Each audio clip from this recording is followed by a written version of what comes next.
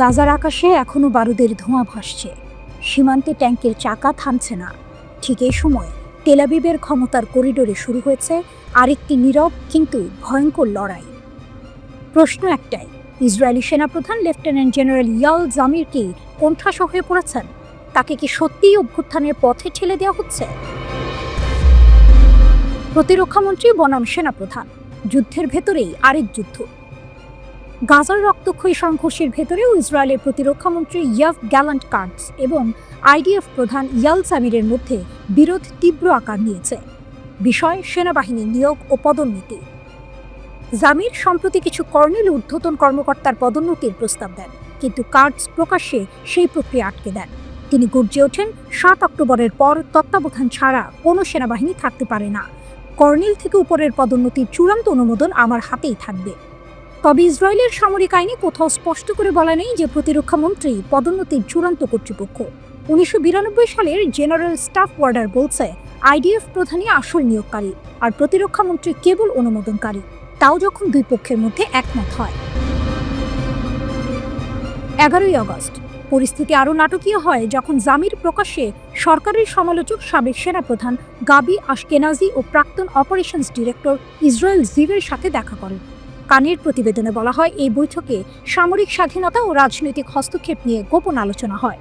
Carts ক্ষুব্ধ। তিনি অভিযোগ করেন জামির প্রক্রিয়া ভেঙে অ্যাডহক বৈঠকের মাধ্যমে সিদ্ধান্ত চাপিয়ে দেওয়ার চেষ্টা করছেন। তার ভাষায়, আমরা যে নিয়মে কাজ করছি তা কোনো অ্যাডহক নাটকে বদলে দেওয়া যাবে না। হারেটসের ১২ই আগস্টের রিপোর্টে আরও বিস্ফোরক তথ্য। জামির আশঙ্কা করছেন প্রধানমন্ত্রী নেতানিয়াহুর ঘনিষ্ঠরা তাকে গাজা দখল পরিকল্পনায় আপত্তি তোলার জন্য সরিয়ে দিতে পারে। প্রশ্ন উঠছে, এটি কি শুধু পদোন্নতি নিয়ে বিরোধ নাকি আরও গভীর কিছু? ইসরায়েলের রাজনৈতিক মহল বলছে গাজার যুদ্ধে সেনাবাহিনীর ব্যর্থতার দায় চাপানোর পথ তৈরি হচ্ছে, আর সেই পথের প্রথম শিকার হতে পারেন সেনাপ্রধান নিজেই। গাজা যুদ্ধের অদৃশ্য ফ্রন্ট লাইন, গাজার ধ্বংসস্তূপের বাইরে এই ক্ষমতার লড়াই ইসরায়েলের যুদ্ধ পরিচালনাকে বিপন্ন করতে পারে। সেনাপ্রধান ও প্রতিরক্ষামন্ত্রীর এই দ্বন্দ্ব গাজার জন্য উপহার শুরু। সিনেমার দৃশ্যের মতো একদিকে যুদ্ধক্ষেত্রে বিস্ফোরণ, অন্যদিকে তেল আবিবের কক্ষপথে নিঃশব্দে ঘুরছে রাজনৈতিক ড্রোন, লক্ষ্যবস্তু একজন মানুষ, ইসরায়েলের সেনাপ্রধান ইয়াল জামির। প্রশ্ন এখন, তিনি কি এই গোপন যুদ্ধ থেকে বেঁচে ফিরবেন, নাকি গাজার গুলির শব্দের ভেতরেই তার ক্যারিয়ারের শেষ দৃশ্য লেখা হয়ে যাবে? রাতের গাজা, আকাশে ড্রোনের গুঞ্জন, মাটিতে ধ্বংসস্তূপের মাঝে ছুটে বেড়ানো ছায়া, দূরে কোথাও অস্থায়ী আশ্রয় থেকে ভেসে আসছে কান্না। ঠিক এই সময় ইসরায়েলি সেনাবাহিনী নীরবে এক অস্বস্তিকর সত্যের মুখোমুখি। তাদের হাতে মানুষ নেই, কমপক্ষে ১০,০০০ সৈন্যের ঘাটতি। চ্যানেল 12-এর গোপন প্রতিবেদনে উঠে এসেছে ভয়ঙ্কর চিত্র। গাজার পরবর্তী দখল অভিযানের জন্য ইসরায়েলি বাহিনী যত সৈন্য প্রয়োজন তার চেয়ে অনেক কম হাতে আছে। আর শুধু মানুষ নয়, যুদ্ধযানের খুচরা যন্ত্রাংশও ফুরিয়ে আসছে, কারণ বিদেশি কোম্পানিগুলো ইসরায়েলকে বয়কট করছে। ফলে যুদ্ধের প্রস্তুতিতে পড়েছে অদৃশ্য ফাঁক। এদিকে তারা যে জায়গায় ঢুকতে চাইছে সেটি গাজা শহর, ফিলিস্তিনের সবচেয়ে ঘন বসতিপূর্ণ নগর এলাকা। যুদ্ধ শুরুর আগে এখানে বাস করত প্রায় ৭,৬০,০০০ মানুষ, কিন্তু ২২ মাসের লাগাতার বোমা বর্ষণে গাজার অন্য অংশ থেকে হাজার হাজার বাস্তুচ্যুত মানুষ এসে ভিড়েছে এখানে। ভেঙে পড়া ভবনের ধ্বংসস্তূপে এখন তাঁবু ঘেরে আছে পরিবারগুলো। শহরটি হয়ে উঠেছে ধোঁয়া আর ধুলার মধ্যে এক অস্থায়ী নগরী। এই বাস্তবতায় গাজা দখলের পরিকল্পনা মানে শুধু সামরিক চ্যালেঞ্জ নয়, এটি এক ভয়ঙ্কর অর্থনৈতিক বোঝা। ইয়েদিয়ত আহরোনথের হিসাবে গাজা দখলে ইসরায়েলের বছরে খরচ হতে পারে ৩২ বিলিয়ন থেকে ৪৯ বিলিয়ন ডলার। অর্থ মন্ত্রণালয়ের সতর্কবার্তা, এতে বাজেট ঘাটতি পৌঁছাবে ৭%, ক্রেডিট রেটিং নামবে আরও নিচে। অর্থনৈতিক বিশ্লেষক গ্যাড লিওর সোজা ভাষায় বলেছেন, এই অর্থ যোগাতে হবে শিক্ষা, স্বাস্থ্য, সমাজ কল্যাণ খাতে বড় কাটছাট করে, সঙ্গে নতুন কর চাপিয়ে, অথচ ঘাটতি তখনও কমবে না। সংখ্যাগুলো ভয়াবহ। রিজার্ভ টাকা ২,৫০,০০০ সৈন্যের রোজ খরচ প্রায় ৯৪ মিলিয়ন ডলার, মাসে দাঁড়াবে ২.৭ থেকে ৩ বিলিয়ন ডলার। ২০২৫ সালের শেষ নাগাদ শুধু এই খরচে পৌঁছাবে ৮.১ থেকে ১৩.৫ বিলিয়ন ডলারে। আর দখলের পর শাসন চালাতে মাসে লাগবে আরও ২.৭ থেকে ৪ বিলিয়ন ডলার। তাতেই শেষ নয়, গাজার মানুষদের জন্য আশ্রয়, খাবার, পানি, চিকিৎসা আর বিদ্যুতের মতো মৌলিক মানবিক সহায়তা দিতে লাগবে আরও বিলিয়ন ডলার। অর্থাৎ গাজা দখল মানে ইসরায়েলের অর্থনীতির বুকে একটি গভীর ক্ষত। যে ইসরায়েল এতদিন সামরিক শক্তিতে মধ্যপ্রাচ্যে অপ্রতিরোধ ভাব দেখাত, সেই ইসরায়েল আজ একসঙ্গে লড়ছে ৩ ফ্রন্টে। গাজা শহরের জনবহুল গলিপথ, আন্তর্জাতিক বয়কটের চাপ আর নিজের অর্থনীতির ক্ষুধার্ত হিসাব খাতা। শেষ দৃশ্য কল্পনা করুন, ট্যাঙ্কের সারি সীমান্তের দিকে এগোচ্ছে, কিন্তু চালকের আসনে বসানোর মতো মানুষ কমে গেছে। যুদ্ধ বিমানের ইঞ্জিন অপেক্ষা করছে এমন যন্ত্রাংশের জন্য যা হয়তো আর আসবেই না। গাজার দিকে ছুটে চলা এই দখল অভিযানের ছায়ায় ইসরায়েলের ভিতরে বেড়ে উঠছে আরেক যুদ্ধ, টিকে থাকার যুদ্ধ। রাতের আকাশে সাইরেনের হাহাকার, চারদিক যেন এক অনিশ্চিত অপেক্ষায় থমকে আছে। কিন্তু সেই নীরবতা ভেঙে দিল আগুনের রেখা, গাজা থেকে ছোড়া হামাসের রকেট। ইসরায়েলের গর্ব, তাদের বহুস্তরীয় আকাশ প্রতিরক্ষা ব্যবস্থা যেন এক মুহূর্তে অদৃশ্য হয়ে গেল এই আঘাতে। দক্ষিণ ইসরায়েলের নাহাল ওজ, কাফার আজা আর সাআদ 3টি বসতিতে বাজতে শুরু করলো সতর্কতার সাইরেন। কয়েক সেকেন্ডের মধ্যে রকেট ভেদ করে ঢুকে গেল ইসরায়েলি আকাশে। কিন্তু এই রকেটগুলো ছিল যেন বালুর ভেতর দিয়ে সাপের মতো, চোখের আড়াল কিন্তু প্রাণঘাতী। কোনো হতাহতের খবর নেই, কিন্তু ইসরায়েলের জন্য আঘাতটা প্রতীকী। প্রতিরক্ষা ব্যবস্থার অজেয় দেওয়ালে আবারও ফাটল ধরল। এই আঘাতের পেছনে আছে আরেক নাটকীয় পটভূমি। ইসরায়েলি প্রধানমন্ত্রী বেনিয়ামিন নেতানিয়াহু কয়েকদিন আগে মন্ত্রিসভা অনুমোদিত গাজা দখলের পরিকল্পনা প্রকাশ করেছেন। বিশ্বজুড়ে যখন এই পরিকল্পনার বিরুদ্ধে নিন্দা বাড়ছে, তখন গাজা সীমান্তে ট্যাঙ্ক আর সশস্ত্র সেনাদের দেখা মিলছে। দেশেও ফুঁসছে ক্ষোভ, কারণ ইসরায়েলিরা ভয় পাচ্ছে গাজায় থাকা জীবিত ও মৃত মিলিয়ে প্রায় 50 জন জিম্মির জীবন ঝুঁকিতে পড়তে পারে। কিন্তু এই মুহূর্তে যে বার্তাটা সবচেয়ে জোরে কানে বাজছে, তা এসেছে হামাস ও ফিলিস্তিনি প্রতিরোধ শক্তির দিক থেকে। তোমাদের দখল যতই বাড়ুক, আমাদের আঘাত থামবে না। গত কয়েক সপ্তাহের সংঘাত দেখিয়ে দিয়েছে ফিলিস্তিনি যোদ্ধাদের হাতে এখন শুধু ঘরে বানানো রকেট নয়, কৌশলগত পরিকল্পনাও আছে। তাদের আঘাত এখন ইসরায়েলের দুর্বল জায়গাগুলোতে সঠিকভাবে লাগছে। গাজার মাটিতে যেখানে বহু মানুষ ক্ষুধা আর অনাহারে দিন কাটাচ্ছে, গত 24 ঘন্টায় অপুষ্টিতে ঝরে পড়ছে একের পর এক প্রাণ। সেখান থেকেই প্রতিরোধের আগুন জ্বলছে। ধ্বংসস্তূপের ভেতরে জন্ম নিচ্ছে নতুন লড়াইয়ের ইচ্ছা। প্রতিটি হামলার সাথে যেন ফিলিস্তিনিরা বিশ্বকে মনে করিয়ে দিচ্ছে তারা নিঃশব্দে হারিয়ে যাবে না। টুইস্টটা এখানে, ইসরায়েল যখন ভাবছিল দখল অভিযান তাদের শক্তির প্রদর্শনী হবে, তখনই হামাস তাদের আকাশ প্রতিরক্ষা ভেদ করে দেখিয়ে দিল গাজার প্রতিরোধ শুধু বেঁচে নেই, বরং আগের চেয়ে বেশি সাহসী। এই আঘাত সামরিকভাবে হয়তো বড় ক্ষতি করেনি, কিন্তু মনস্তাত্ত্বিকভাবে ইসরায়েলের নিরাপত্তা বর্মে এক গভীর দাগ কেটে গেছে। দক্ষিণ ইসরায়েলের আকাশে ছড়িয়ে থাকা সেই আগুনের রেখাগুলো এখন প্রতীক হয়ে দাঁড়িয়েছে। এটি শুধু রকেটের ধোঁয়া নয়, বরং দখলদারির বিরুদ্ধে অদম্য এক জাতির শ্বাসরুদ্ধ প্রতিরোধ। গাজার গলিপথে হয়তো আলো কম, খাবার কম, জীবনযাত্রা দুর্বিষহ, কিন্তু সেখানকার মানুষের সংকল্পের আলো নিভে যায়নি। যুদ্ধের এই অধ্যায়ে হামাস যেন বিশ্বের সামনে বলে দিল, আমরা শুধু বেঁচে নেই, আমরা প্রতিরোধ করছি। আর প্রতিবার তোমরা এগোলে আমরা আঘাত করব, সেই আঘাত তোমাদের কল্পনার চেয়েও গভীর হবে।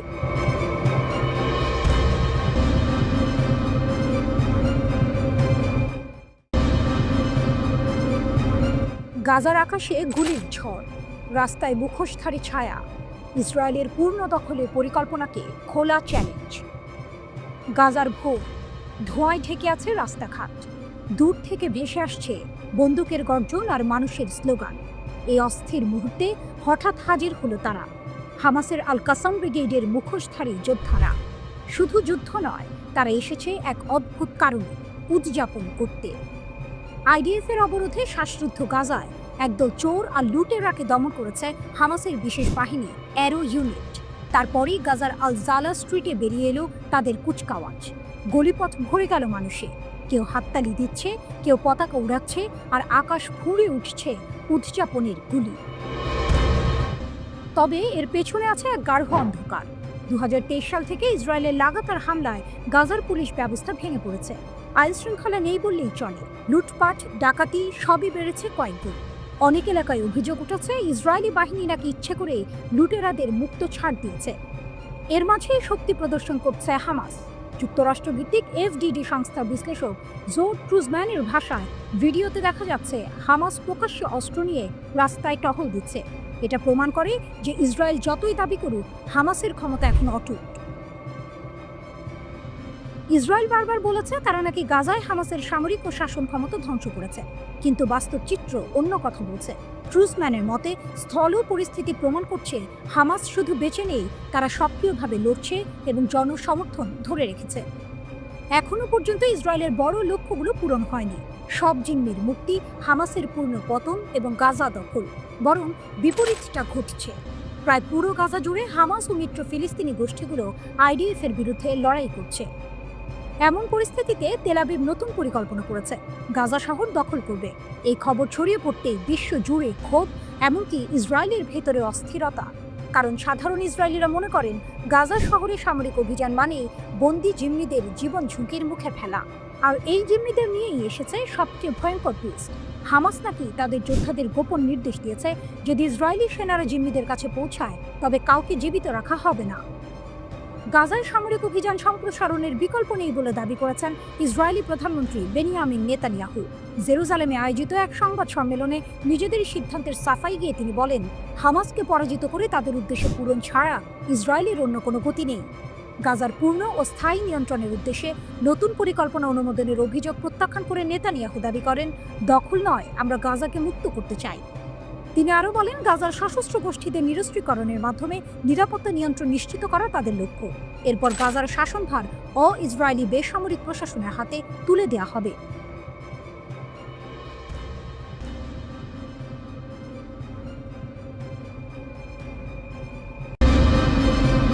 গাজার আকাশে যখন ইসরায়েলি বোমার আর্তনাদ, তখন প্রায় 2000 কিলোমিটার দূরে বসে প্রতিশোধের বার্তা পাঠাচ্ছে ইয়েমেনের সশস্ত্র বাহিনী। হঠাৎ সাইরেনের শব্দে কেঁপে উঠল ইসরায়েলের 3টি গুরুত্বপূর্ণ শহর, ইয়াফা, আস্কেলন এবং নেগেভ। সাধারণ মানুষের মনে আতঙ্ক, ফ্ল্যাট থেকে পাগলের মতো ছুটে নামছে মানুষ। অনেকটা যেমন করে ফিলিস্তিনিরা গাজায় ইসরায়েলের হামলায় ছোটাছুটি করে। এই হামলা কোনো রাষ্ট্রশক্তির নয়, বরং এক বিদ্রোহী গোষ্ঠীর। ইয়েমেনি সশস্ত্র বাহিনীর মুখপাত্র জেনারেল ইয়াহিয়া সারি এক বিবৃতিতে দাবি করেন, তারা ইসরায়েলের 3টি গুরুত্বপূর্ণ স্থানে 5টি ড্রোন দিয়ে হামলা চালিয়েছে। প্রথম হামলায় ইয়াফার একটি গুরুত্বপূর্ণ লক্ষ্যবস্তুতে আঘাত হানে 2টি ড্রোন। এরপর আশকেলান এবং নেগেভ অঞ্চলে সামরিক স্থাপনা লক্ষ্য করে আরও 3টি ড্রোন পাঠানো হয়। ইয়েমেনিরা দাবি করেছে তাদের সব অভিযান সফল হয়েছে। এই হামলার পেছনের বার্তাটি খুব স্পষ্ট, যতদিন গাজায় আগ্রাসন বন্ধ না হবে ততদিন ইসরায়েলের ওপর এই হামলা চলতেই থাকবে। যদিও ইসরায়েলি সেনাবাহিনী একটি ড্রোন ভূপাতিত করার দাবি করেছে, এই ঘটনা তাদের জন্য একটি গভীর উদ্বেগের কারণ এই হামলা কেবল ড্রোন হামলা নয়, বরং এক নতুন ধরনের যুদ্ধের ইঙ্গিত। ইয়েমেনি সশস্ত্র বাহিনী এখন কেবল ইসরায়েলি বন্দরগামী জাহাজ নয়, বরং যেসব কোম্পানির জাহাজ ইসরায়েলি বন্দর ব্যবহার করে তাদের মালিকানাধীন সব জাহাজকেও নৌ অবরোধের আওতায় আনার হুমকি দিয়েছে। নিঃশব্দ বিশ্ব এবং ইয়েমেনের গর্জন। যখন ফিলিস্তিনিদের ওপর ইসরায়েলের অমানবিক অত্যাচারে সমগ্র বিশ্ব এবং প্রভাবশালী আরব দেশগুলো নীরব, তখন এই নীরবতাকে ভাঙছে কেবল ইয়েমেন। গাজার মানুষের হয়ে বর্বর ইসরায়েলের বিরুদ্ধে লড়াই চালিয়ে যাচ্ছে। এই অসম যুদ্ধের পেছনে একটি নীরব শক্তি কাজ করছে বলে পশ্চিমা মিডিয়া দাবি করছে। সেই শক্তি হলো মধ্যপ্রাচ্যের অন্যতম প্রভাবশালী দেশ ইরান। তাদের দাবি, ইরান পরোক্ষভাবে হুথিদের অস্ত্র এবং অর্থ দিয়ে সাহায্য করছে। ফিলিস্তিনের পাশে যখন কোনো শক্তিশালী রাষ্ট্র দাঁড়াচ্ছে না, তখন এক বিদ্রোহী গোষ্ঠী, যারা নিজেরাই এক ধ্বংসাত্মক যুদ্ধের মধ্যে রয়েছে, তারাই এই প্রতিশোধের আগুন জ্বালিয়ে রেখেছে। এই ঘটনা প্রমাণ করে মধ্যপ্রাচ্যের রাজনীতিতে এমন কিছু জোট এবং সম্পর্ক আছে যা প্রকাশ্যে আসে না। এক অদৃশ্য শক্তির হাত ধরে ইয়েমেনের হুথিরা দূর থেকে ইসরায়েলের ওপর আঘাত হানছে, যা ইসরায়েলের সামরিক সক্ষমতার জন্য এক নতুন চ্যালেঞ্জ তৈরি করেছে। এই যুদ্ধ কেবল ড্রোন বা ক্ষেপণাস্ত্রের নয়, এটি প্রতিরোধের, যার আঘাত ইসরায়েল অনুভব করছে। এই আক্রমণের মাধ্যমে ইয়েমেনিরা কেবল ইসরায়েলকে বার্তা দিচ্ছে না, বরং গোটা বিশ্বকে মনে করিয়ে দিচ্ছে যে গাজার নিপীড়িত মানুষের জন্য লড়াই এখনো শেষ হয়নি।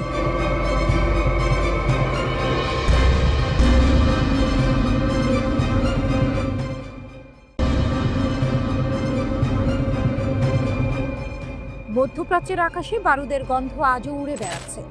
12 দিনের রক্তক্ষয়ী যুদ্ধ শেষ হলেও ইরান ও ইসরায়েলের মধ্যকার শত্রুতার আগুন একটুও কমেনি। মাস পেরোতে না পেরোতেই দুই পক্ষই আবার হুঁশিয়ারিতে সরগরম। ইরান ঘোষণা করেছে তাদের ক্ষেপণাস্ত্র ভাণ্ডার অক্ষত আছে এবং আকাশ প্রতিরক্ষা ব্যবস্থাও সম্পূর্ণ প্রস্তুত। শত্রুদের হুঁশিয়ারি দিয়ে তারা জানিয়েছে, নতুন কোনো সংঘাত শুরু হলে এবারের ধ্বংসযজ্ঞে শত্রুদের ঘাঁটি উড়ে যাবে। কিন্তু এর পেছনে আসল সত্যটা কি? ধ্বংসস্তূপ থেকে পুনরুত্থান। ইরানের সংবাদ মাধ্যম তাসনিম নিউজ জানিয়েছে 12 দিনের যুদ্ধে ক্ষতিগ্রস্ত ইরানের প্রতিরক্ষা ব্যবস্থার পুনর্গঠন সম্পন্ন হয়েছে। ইসরায়েল ও আমেরিকা ভেবেছিল এই হামলায় ইরানের সামরিক ও পারমাণবিক শক্তি ধ্বংস হয়ে যাবে। তারা উচ্চপদস্থ কমান্ডার ও পারমাণবিক বিজ্ঞানীদের হত্যা করেছিল, কিন্তু তাদের মূল লক্ষ্য ছিল ইরানের রাজনৈতিক ও সামাজিক পতন ঘটানো। তাসনিমের মতে সেই লক্ষ্য সম্পূর্ণ ব্যর্থ হয়েছে, বরং এই হামলার ফলে ইরানিরা আরও ঐক্যবদ্ধ হয়েছে। এখানে আসে আসল টুইস্ট। ইসরায়েলের প্রথম হামলা ছিল বহু বছরের গোয়েন্দা প্রস্তুতির ফল। ইরানিরা এখন বলছে এমন একটি বড় অপারেশন পুনরায় সাজাতে তাদের আরও বহু বছর সময় লাগবে। তাই তারা দ্বিতীয় দফা হামলার মতো অবস্থানে নেই। এমনকি যুদ্ধের সময় ইসরায়েল ইরানের বিমান প্রতিরক্ষা ব্যবস্থা হ্যাক করে দিয়েছিল, যার ফলে 100টি ক্ষেপণাস্ত্র লঞ্চার বিস্ফোরিত হয়। এত কিছুর পরেও ইসরায়েলের দীর্ঘমেয়াদী বিনিয়োগ ও গোয়েন্দা নেটওয়ার্ক এই যুদ্ধে কার্যত ভেঙে পড়েছে। ইরান এই সব কিছু থেকে শিক্ষা নিয়ে আরও শক্তিশালী হয়ে উঠেছে। এমন পরিস্থিতিতে পশ্চিমা গণমাধ্যমে একটি নতুন গুজব ছড়িয়ে পড়েছে, ইরান ও আমেরিকা নাকি আবার আলোচনার টেবিলে ফিরছে। কিন্তু তেহরান এই খবরকে সরাসরি নাকচ করে দিয়েছে। ইরানের পররাষ্ট্র মন্ত্রণালয়ের মুখপাত্র ইসমাইল বাঘাই জানিয়েছেন, এই খবরগুলো মনস্তাত্ত্বিক যুদ্ধের অংশ। এর উদ্দেশ্য হলো ইরানকে চাপের মধ্যে ফেলা এবং আঞ্চলিক উত্তেজনা বাড়ানো। বাঘাই বলেন, গত কয়েক সপ্তাহে 112টি এমন ভুয়া খবর ছড়ানো হয়েছে, যার প্রতিটি মিথ্যা প্রমাণিত হয়েছে। তিনি আরও জানান, তেহরানের সুইস দূতাবাস এবং ওয়াশিংটনে পাকিস্তানি দূতাবাসের মাধ্যমে বার্তা আদান প্রদান সবসময় চালু থাকে, যা কূটনীতির স্বাভাবিক অংশ। এতে কোনো অস্বাভাবিকতা নেই। স্পষ্টতই বোঝা যাচ্ছে, মধ্যপ্রাচ্যে এখন কেবল অস্ত্রের যুদ্ধ নয়, বরং তথ্য ও মনস্তত্ত্বের এক জটিল যুদ্ধ চলছে। এক পক্ষ চাইছে নিজেদের সামরিক শক্তি ও মনোবল পুনরুদ্ধার করতে, আরেক পক্ষ চাইছে মিথ্যা খবর ছড়িয়ে প্রতিপক্ষকে মানবিকভাবে দুর্বল করতে। ইরানের পুনর্গঠন এবং ইসরায়েলের দুর্বলতার খবর যেমন একটি বার্তা দিচ্ছে, তেমনি আলোচনার গুজবও অন্য বার্তা দিচ্ছে। এই পরিস্থিতিতে কোন পক্ষ সত্য বলছে আর কোন পক্ষ মিথ্যা, তা নির্ধারণ করা কঠিন। তবে একটি বিষয় পরিষ্কার, মধ্যপ্রাচ্যের এই সংকট সহজে মিটবে না। এটি কেবল অস্ত্রের সংঘাত নয়, বরং এক দীর্ঘমেয়াদী ভূ রাজনৈতিক খেলার অংশ, যার শেষ কোথায় তা কেউ জানে না।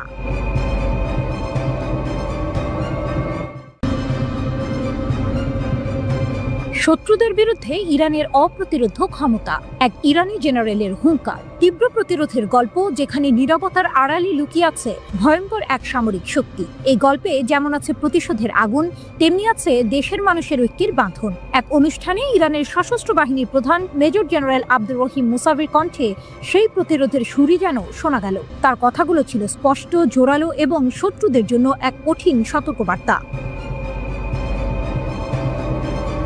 ঘটনার সূত্রপাত হয়েছিল জুন মাসে, যখন এক ইসরায়েলি মার্কিন হামলায় বেশ কয়েকজন ইরানি সামরিক কমান্ডার শহীদ হন। এই শহীদদের স্মরণে আয়োজিত এক অনুষ্ঠানে জেনারেল মুসাভি বলেন, ইরান এখন আর সেই পুরনো দুর্বল দেশ নয়, তার প্রতিরোধ ক্ষমতা এখন সম্পূর্ণ এবং অপ্রতিরোধ্য। তিনি বলেন, ইসলামী বিপ্লবের নেতা যেমন বলেছেন, ইরানি জাতি আলোচনা এবং প্রতিরক্ষা উভয়ের জন্যই সম্পূর্ণ প্রস্তুত। এই কথাগুলো যেন প্রতিপক্ষকে এক শীতল বার্তা দিল, আক্রমণ করলে ইরান এবার চুপ করে থাকবে না। মুসাভি আরও হুঁশিয়ারি দেন, যদি কোনো নতুন আগ্রাসন হয় তবে ইরানের প্রতিক্রিয়া হবে নির্ণায়ক, চূর্ণ বিচূর্ণ এবং অতীতের যে কোনো কিছুর মতো নয়। এই বাক্যটি যেন একটি সিনেমার ক্লাইম্যাক্সের আগের দৃশ্যের মতো, এক অজানা পরিণতির দিকে ইঙ্গিত করে, যে শত্রুদের রাতের ঘুম কেড়ে নিতে পারে। জেনারেলের কথায় আরও একটি টুইস্ট ছিল। তিনি বলেন, শত্রুরা ভেবেছিল এই হামলাগুলো ইরানের ভেতরের ঐক্য ভেঙে দেবে, কিন্তু বাস্তবে হয়েছে তার উল্টো। এই শহীদরা জাতীয় ঐক্যের বন্ধন আরও মজবুত করেছে। ইসরায়েল ইরানের বিরুদ্ধে একটি স্পষ্ট আগ্রাসন শুরু করেছিল, যার ফলে দুই দেশের মধ্যে 12 দিনের এক ভয়াবহ যুদ্ধ হয়। এই যুদ্ধে ইসরায়েলি বাহিনীর বর্বর হামলায় 1064 জনেরও বেশি ইরানি নিহত হন। সেই যুদ্ধে আন্তর্জাতিক আইন লঙ্ঘন করে মার্কিন যুক্তরাষ্ট্র ইরানি পারমাণবিক স্থাপনায় বোমা ফেলে, কিন্তু ইরান নীরব ছিল না। তারা এর প্রতিশোধ নেয়। ইরানের সশস্ত্র বাহিনী তাদের কৌশলগত স্থানগুলোতে এবং কাতারে থাকা আমেরিকার সবচেয়ে বড় সামরিক ঘাঁটিতে হামলা চালায়। এটি ছিল এক অসাধারণ পাল্টা আঘাত, যা 24 জুনে যুদ্ধের অবসান ঘটায়।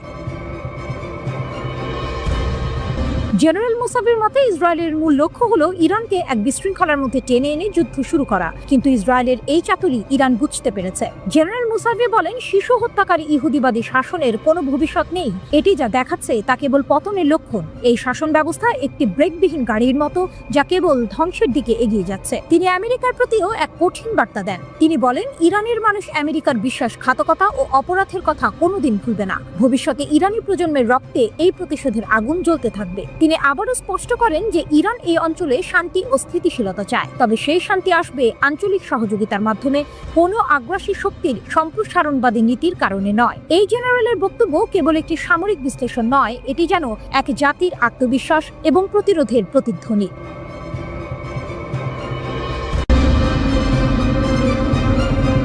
এক রহস্যময় রাত, চারদিকে থমথমে নীরবতা। আকাশে তারারাও যেন একটু বেশি উজ্জ্বল।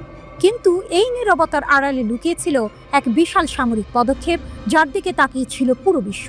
প্রশ্ন একটাই, রাশিয়া কি শেষ পর্যন্ত ইরানকে তাদের সবচেয়ে মারাত্মক অস্ত্র S-400 ক্ষেপণাস্ত্র ব্যবস্থা দিয়ে ফেলল? আর যদি দিয়েই থাকে, তবে কি ইরান সেই আকাশের ঢাল সফলভাবে পরীক্ষা করে ফেলেছে? এর পেছনে কি রয়েছে ইসরায়েলের সাথে এক রক্তক্ষয়ী যুদ্ধের পর পুতিনের এক গোপন চাল, কিংবা দ্বিতীয় কোনো সর্বাত্মক যুদ্ধের আগে ইসরায়েলের জন্য এটি পুতিনের এক অপ্রত্যাশিত চমক? এক ভয়ঙ্কর সত্যের উন্মোচন। জানা গেছে, ইরান নাকি রাশিয়ার তৈরি S-400 বিমান প্রতিরক্ষা ব্যবস্থার প্রথম কার্যকর পরীক্ষা সম্পন্ন করেছে। ইরানের প্রতিরক্ষা বিষয়ক সংবাদ মাধ্যম Birun.info এই চাঞ্চল্যকর খবরটি প্রকাশ করেছে। S-400-কে শুধু একটি ক্ষেপণাস্ত্র ব্যবস্থা বললে ভুল হবে। এটি বিশ্বের অন্যতম সবচেয়ে উন্নত বিমান প্রতিরক্ষা ব্যবস্থা, যা আকাশকে এক দুর্ভেদ্য দুর্গে পরিণত করতে পারে। এর আগে জুন মাসের এক ভয়াবহ সংঘাতে ইসরায়েলি বিমান বাহিনী ইরানের আকাশসীমায় ঢুকে পড়েছিল এবং তাদের বিমান হামলায় ইরানের S-300 ইউনিট সহ একাধিক বিমান প্রতিরক্ষা ব্যবস্থা ধ্বংস হয়ে গিয়েছিল। সেই ক্ষত কি শুকিয়ে গিয়েছিল, নাকি তার প্রতিশোধ নিতেই এই S-400 এর আগমন? বিশ্লেষকরা বলছেন, S-400 এর মোতায়েন ইসরায়েলের জন্য ভবিষ্যতে ইরানের আকাশসীমা লঙ্ঘন করাকে অনেক বেশি কঠিন করে তুলবে। রহস্যময় মহড়া এবং অদৃশ্য সংকেত। ডিফেন্স সিকিউরিটি এশিয়ার মতে, এই পরীক্ষায় সম্পূর্ণ S-400 ব্যাটারি কনফিগারেশন ব্যবহার করা হয়েছে। অর্থাৎ শুধু একটি ক্ষেপণাস্ত্র নয়, বরং একটি পূর্ণাঙ্গ প্রতিরক্ষা ব্যবস্থা পরীক্ষা করা হয়েছে। এতে ছিল বিগ বার্ড এবং গ্রেভস্টোন রাডার, যা শত্রুদের গতিবিধি নিখুঁতভাবে চিহ্নিত করতে পারে। এছাড়াও ছিল কমান্ড ও কন্ট্রোল ইউনিট। ইরানে অপারেশনাল মহড়ার সময় একাধিক 5P-85 TE-2 লঞ্চার দেখা গেছে। ক্ষেপণাস্ত্র ব্যবহার করা হয়েছে বলে জানা গেছে, যা 380 কিলোমিটার দূরের লক্ষ্যবস্তুতে আঘাত হানতে সক্ষম। কিন্তু এখানেই একটি টুইস্ট আছে। রাশিয়া বা ইরানের প্রতিরক্ষা মন্ত্রণালয় কেউই আনুষ্ঠানিকভাবে এই S-400 পরীক্ষার বিষয়টি নিশ্চিত করেনি। তাহলে খবরটি কি ভিত্তিহীন? না, এখানেই আসে এক চমক। ওপেন সোর্স ইন্টেলিজেন্স OSINT সূত্রগুলো জানিয়েছে, তারা এমন কিছু রাডার নির্গমন শনাক্ত করেছে যা S-400 সিস্টেমের প্রোফাইলের সাথে হুবহু মিলে যায়। এর মানে হলো, হয়তো গোপনে লোকচক্ষুর আড়ালে এই পরীক্ষা চালানো হয়েছে এবং এই সংকেতগুলোই রহস্যের জট খুলে দিয়েছে। ভবিষ্যতের দিকে এক নতুন চ্যালেঞ্জ। উপসাগরীয় অঞ্চলের একজন প্রতিরক্ষা বিশেষজ্ঞ এই ঘটনাকে ইরানের বিমান প্রতিরক্ষা ক্ষমতার জন্য এক বড় অগ্রগতি বলে অভিহিত করেছেন। তার মতে, S-400 এর এই মোতায়েন ভবিষ্যতে এই অঞ্চলে ইসরায়েলি F-35 যুদ্ধ বিমান এবং ড্রোন অভিযানকে তীব্র চ্যালেঞ্জের মুখে ফেলবে। ইসরায়েল কি এই অপ্রত্যাশিত শক্তি বৃদ্ধির জন্য প্রস্তুত ছিল, নাকি এটি তাদের জন্য এক শক ট্রিটমেন্ট, যা দ্বিতীয় কোনো সর্বাত্মক যুদ্ধের চিত্র বদলে দিতে পারে? এই প্রশ্নগুলোর উত্তর হয়তো সময় দেবে। তবে একটি বিষয় স্পষ্ট, মধ্যপ্রাচ্যের আকাশে নতুন করে ক্ষমতার ভারসাম্য বদলে যাচ্ছে এবং এর পেছনে লুকিয়ে আছে গভীর সামরিক ও রাজনৈতিক চাল। সামনের দিনগুলো আরও উত্তেজনাপূর্ণ হতে চলেছে, যখন এই রহস্যময় S-400 এর ক্ষমতা এবং প্রভাব প্রকাশ্যে আসবে। এক রহস্যময় রাত, চারদিকে থমথমে নীরবতা। আকাশে তারারাও যেন একটু বেশি উজ্জ্বল। কিন্তু এই নীরবতার আড়ালে লুকিয়েছিল এক বিশাল সামরিক পদক্ষেপ, যার দিকে তাকিয়েছিল পুরো বিশ্ব। প্রশ্ন একটাই, রাশিয়া কি শেষ পর্যন্ত ইরানকে তাদের সবচেয়ে মারাত্মক অস্ত্র S-400 ক্ষেপণাস্ত্র ব্যবস্থা দিয়ে ফেলল? আর যদি দিয়েই থাকে, তবে কি ইরান সেই আকাশের ঢাল সফলভাবে পরীক্ষা করে ফেলেছে? এর পেছনে কি রয়েছে ইসরায়েলের সাথে এক রক্তক্ষয়ী যুদ্ধের পর পুতিনের এক গোপন চাল, কিংবা দ্বিতীয় কোনো সর্বাত্মক যুদ্ধের আগে ইসরায়েলের জন্য এটি পুতিনের এক অপ্রত্যাশিত চমক? এক ভয়ঙ্কর সত্যের উন্মোচন। জানা গেছে ইরান নাকি রাশিয়ার তৈরি S-400 বিমান প্রতিরক্ষা ব্যবস্থার প্রথম কার্যকর পরীক্ষা সম্পন্ন করেছে। ইরানের প্রতিরক্ষা বিষয়ক সংবাদ মাধ্যম birun.info এই চাঞ্চল্যকর খবরটি প্রকাশ করেছে। S-400-কে শুধু একটি ক্ষেপণাস্ত্র ব্যবস্থা বললে ভুল হবে। এটি বিশ্বের অন্যতম সবচেয়ে উন্নত বিমান প্রতিরক্ষা ব্যবস্থা, যা আকাশকে এক দুর্ভেদ্য দুর্গে পরিণত করতে পারে। এর আগে জুন মাসের এক ভয়াবহ সংঘাতে ইসরায়েলি বিমান বাহিনী ইরানের আকাশসীমায় ঢুকে পড়েছিল এবং তাদের বিমান হামলায় ইরানের S-300 ইউনিট সহ একাধিক বিমান প্রতিরক্ষা ব্যবস্থা ধ্বংস হয়ে গিয়েছিল। সেই ক্ষত কি শুকিয়ে গিয়েছিল, নাকি তার প্রতিশোধ নিতেই এই S-400 এর আগমন? বিশ্লেষকরা বলছেন, S-400 এর মোতায়েন ইসরায়েলের জন্য ভবিষ্যতে ইরানের আকাশসীমা লঙ্ঘন করাকে অনেক বেশি কঠিন করে তুলবে। রহস্যময় মহড়া এবং অদৃশ্য সংকেত। ডিফেন্স সিকিউরিটি এশিয়ার মতে এই পরীক্ষায় সম্পূর্ণ S-400 ব্যাটারি কনফিগারেশন ব্যবহার করা হয়েছে, অর্থাৎ শুধু একটি ক্ষেপণাস্ত্র নয়, বরং একটি পূর্ণাঙ্গ প্রতিরক্ষা ব্যবস্থা পরীক্ষা করা হয়েছে। এতে ছিল বিগ বার্ড এবং গ্রেভস্টোন রাডার, যা শত্রুদের গতিবিধি নিখুঁতভাবে চিহ্নিত করতে পারে। এছাড়াও ছিল কমান্ড ও কন্ট্রোল ইউনিট। ইরানে অপারেশনাল মহড়ার সময় একাধিক 5P-85 TE-2 লঞ্চার দেখা গেছে। ক্ষেপণাস্ত্র ব্যবহার করা হয়েছে বলে জানা গেছে, যা 380 কিলোমিটার দূরের লক্ষ্যবস্তুতে আঘাত হানতে সক্ষম। কিন্তু এখানেই একটি টুইস্ট আছে। রাশিয়া বা ইরানের প্রতিরক্ষা মন্ত্রণালয় কেউই আনুষ্ঠানিকভাবে এই S-400 পরীক্ষার বিষয়টি নিশ্চিত করেনি। তাহলে খবরটি কি ভিত্তিহীন? না, এখানেই আসে এক চমক। ওপেন সোর্স ইন্টেলিজেন্স OSINT সূত্রগুলো জানিয়েছে, তারা এমন কিছু রাডার নির্গমন শনাক্ত করেছে যা S-400 সিস্টেমের প্রোফাইলের সাথে হুবহু মিলে যায়। এর মানে হলো, হয়তো গোপনে লোকচক্ষুর আড়ালে এই পরীক্ষা চালানো হয়েছে এবং এই সংকেতগুলোই রহস্যের জট খুলে দিয়েছে। ভবিষ্যতের দিকে এক নতুন চ্যালেঞ্জ। উপসাগরীয় অঞ্চলের একজন প্রতিরক্ষা বিশেষজ্ঞ এই ঘটনাকে ইরানের বিমান প্রতিরক্ষা ক্ষমতার জন্য এক বড় অগ্রগতি বলে অভিহিত করেছেন। তার মতে S-400 এর এই মোতায়েন ভবিষ্যতে এই অঞ্চলে ইসরায়েলি F-35 যুদ্ধ বিমান এবং ড্রোন অভিযানকে তীব্র চ্যালেঞ্জের মুখে ফেলবে। ইসরায়েল কি এই অপ্রত্যাশিত শক্তি বৃদ্ধির জন্য প্রস্তুত ছিল, নাকি এটি তাদের জন্য এক শক ট্রিটমেন্ট, যা দ্বিতীয় কোনো সর্বাত্মক যুদ্ধের চিত্র বদলে দিতে পারে? এই প্রশ্নগুলোর উত্তর হয়তো সময় দেবে। তবে একটি বিষয় স্পষ্ট, মধ্যপ্রাচ্যের আকাশে নতুন করে ক্ষমতার ভারসাম্য বদলে যাচ্ছে এবং এর পেছনে লুকিয়ে আছে গভীর সামরিক ও রাজনৈতিক চাল। সামনের দিনগুলো আরও উত্তেজনাপূর্ণ হতে চলেছে যখন এই রহস্যময় S-400 এর ক্ষমতা এবং প্রভাব প্রকাশ্যে আসবে। সময়টা 22শে জুন। মধ্যপ্রাচ্যের আকাশে তখন বিভীষিকার কালো মেঘ। যুক্তরাষ্ট্রের অদম্য B-2 স্টেলথ বোমারু বিমান শিকারী বাজ পাখির মতো ধেয়ে আসছিল ইরানের দিকে। তাদের নিশানা ছিল ইরানের 3টি স্পর্শকাতর পরমাণু স্থাপনা, আর তাদের থলিতে ছিল সাক্ষাৎ মৃত্যু দানব বাংকার বাস্টার বোমা। ইস্পাতে মোড়ানো লোহার শিরস্ত্রাণ পরা এই দানব যখন গতি কমিয়ে ইরানের মাটি ভেদ করে ঢুকে যাচ্ছিল, তখন মনে হচ্ছিল যেন কোনো মহাকাব্যিক যুদ্ধের সূচনা হচ্ছে। ইরান সেদিন অসহায় ছিল। তাদের প্রতিরক্ষা ব্যবস্থা এই অদম্য শক্তির বিরুদ্ধে মুখ থুবড়ে পড়েছিল। বিশ্ব দেখল আমেরিকার সামরিক শ্রেষ্ঠত্ব। কিন্তু এই গল্পের সবে তো শুরু। যখন সবাই ভাবছিল ইরানের পরমাণু স্বপ্ন হয়তো চিরতরে ধূলিসাৎ হয়ে যাবে, তখনই খেলার মোড় ঘুরিয়ে দিল এক রহস্যময় মিত্র, দূর প্রাচ্যের পরাশক্তি, জাগ্রত ড্রাগন চীন। সাউথ চায়না মর্নিং পোস্টের এক চাঞ্চল্যকর প্রতিবেদন বিশ্বজুড়ে ঝড় তুলল। চীনের সামরিক গবেষকরা, যারা ইরানের ঘনিষ্ঠ মিত্র হিসেবে পরিচিত, তারা নাকি এই যুক্তরাষ্ট্রের ইস্পাতের দানবকে বধ করার এক গোপন কৌশল উন্মোচন করেছেন। বিশ্ব হতবাক। কিভাবে সম্ভব যে বোমা যে কোনো প্রতিরক্ষা ব্যবস্থাকে তুচ্ছ করে মাটির গভীরে ঢুকে যায়? তাকে থামানোর উপায় কি? চীনের বিজ্ঞানীরা মুচকি হাসতেন। তাদের গবেষণা বলল, শত্রুর দুর্বলতা তার শক্তিমত্তার মধ্যেই লুকিয়ে থাকে। বাংকার বাস্টার বোমার নাকের দিকটা শত শত টন ইস্পাতে মোড়ানো, একে ভেদ করা অসম্ভব। কিন্তু এই দানবের পাশগুলো, সেখানে নাকি মাত্র কয়েক সেন্টিমিটার পুরু পাতলা স্টিলের প্রলেপ। এই সেই দুর্বলতা। ঠিক এই পার্শ্বভাগে আঘাত হানতে পারলেই নাকি এই অদম্য বোমাটিকে ভূপাতিত করা সম্ভব। গবেষণাটি করেছেন কুইজিং এর নেতৃত্বে একদল মেধাবী বিজ্ঞানী। তারা চীনের অস্ত্র প্রস্তুতকারী প্রতিষ্ঠান নরিংকোর north west institute of medical and electrical engineering এ কর্মরত। অবাক করা বিষয় হলো, তারা নিজেদের কোনো অত্যাধুনিক অস্ত্র ব্যবহার করেননি, বরং সুইজারল্যান্ডের তৈরি একটি বিমান বিধ্বংসী কামান দিয়ে পরীক্ষা চালিয়েছেন। এই কামান প্রতি 2 সেকেন্ডে 36টি শেল ছুটতে সক্ষম। তাদের গবেষণার ফলাফল ছিল চমকপ্রদ।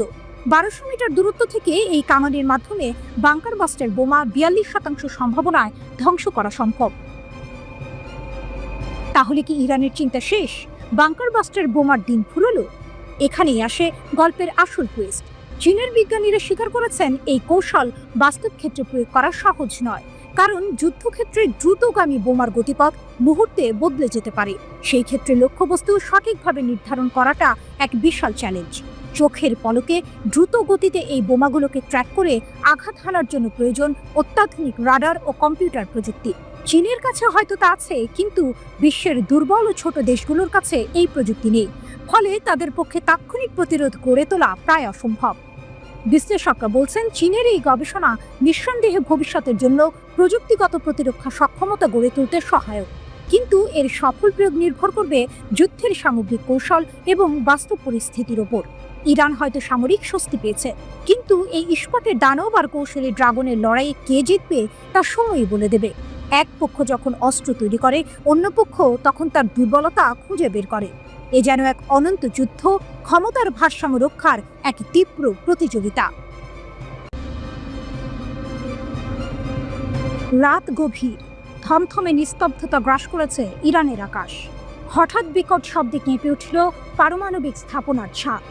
ইসরায়েল আর আমেরিকার যৌথ আগ্রাসন শুরু হয়ে গেছে। চারিদিকে যুদ্ধ, ধ্বংস আর হাহাকার। কিন্তু ইরানকে এত সহজে হার মানে? গোয়েন্দা মন্ত্রণালয়ের কন্ট্রোল রুম। লাল আলোয় ভেসে যাচ্ছে ম্যাপের ওপরের সবুজ বিন্দুগুচ্ছ। 13 জুন 2025 যুদ্ধ শুরু হয়েছে। টার্গেট পারমাণবিক, সামরিক, বেসামরিক লক্ষ্যবস্তু। ইসরায়েল আমেরিকার আগ্রাসন। 12 দিনের মাথায় যুদ্ধ থামল, কিন্তু কিভাবে? ইরানের গোয়েন্দা মন্ত্রণালয়ের এক বিবৃতিতে সারা বিশ্ব চমকে উঠেছে। পূর্ণ স্কেল হাইব্রিড আগ্রাসন।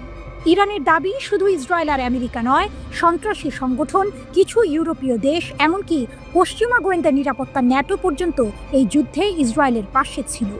লক্ষ্য ছিল শুধু সামরিক আঘাত হানা নয়, ইরানের শাসনকে উৎখাত করা, দেশকে ভেঙে ফেলা এবং বিশৃঙ্খলা সৃষ্টি করা। প্রেস টিভির প্রতিবেদনে বলা হয়েছে, শত্রুরা উন্নত স্যাটেলাইট, সাইবার ট্র্যাকিং, নজরদারি, আর্টিফিশিয়াল ইন্টেলিজেন্স এবং সোশ্যাল মিডিয়া প্রযুক্তি ব্যবহার করে ইরানের উপর সর্বাত্মক হামলা চালিয়েছিল। তারা ভেবেছিল ইরান হয়তো দুর্বল হয়ে পড়বে, কিন্তু তাদের জানা ছিল না ইরানি গোয়েন্দারা এক অন্য স্তরের খেলা খেলছে।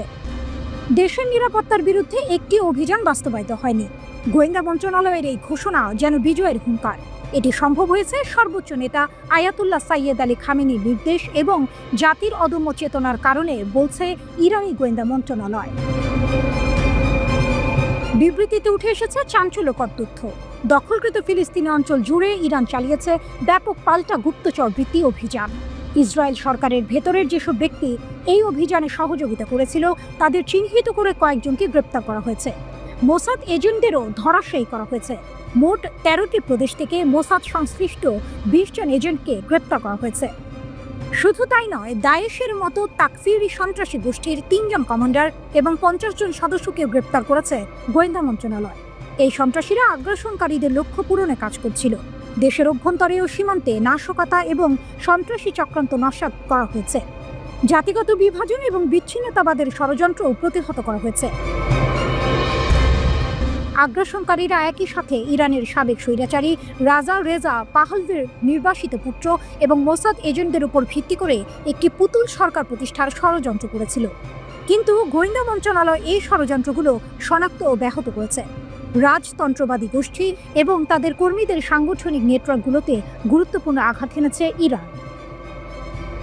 শুধু মাঠের যুদ্ধ নয়, সাইবার জগতেও চলেছে অদৃশ্য এক যুদ্ধ। শত্রুরা সাইবার স্পেস জুড়ে মনস্তাত্ত্বিক অভিযান চালিয়েছিল। গোয়েন্দা মন্ত্রণালয় সফলভাবে সেগুলো পর্যবেক্ষণ ও ব্যাহত করেছে। গুপ্তচর বৃত্তি এবং বিদেশি গোয়েন্দা অভিযানের সাথে যুক্ত সোশ্যাল মিডিয়া পেজগুলোর অ্যাডমিনদেরও গ্রেপ্তার করা হয়েছে। শত্রুরা দেশের তথ্য প্রযুক্তি অবকাঠামোতে সাইবার হুমকি এবং নাশকতার চেষ্টা চালিয়েছিল, কিন্তু সেগুলোও ব্যর্থ হয়েছে। সীমান্তে সন্ত্রাসী গোষ্ঠীর অস্ত্রের মজুদ খুঁজে বের করা হয়েছে এবং তাদের অস্ত্র স্থানান্তর ও মোতায়েন করা বন্ধ করা হয়েছে। সবচেয়ে চমকপ্রদ তথ্যটি এসেছে যুদ্ধের আগের সময়ের বিবরণীতে। গোয়েন্দা মন্ত্রণালয় ইসরায়েলি সরকারের 23 জন ইরানি কর্তৃপক্ষকে হত্যার সন্ত্রাসী পরিকল্পনা এবং 13টি অনুরূপ ষড়যন্ত্র আবিষ্কারও ব্যর্থ করেছে। এই পাল্টা গোয়েন্দা ব্যবস্থার ফলে 35 জন ঊর্ধ্বতন বেসামরিক ও সামরিক কর্মকর্তার হত্যাকাণ্ড প্রতিরোধ করা সম্ভব হয়েছে।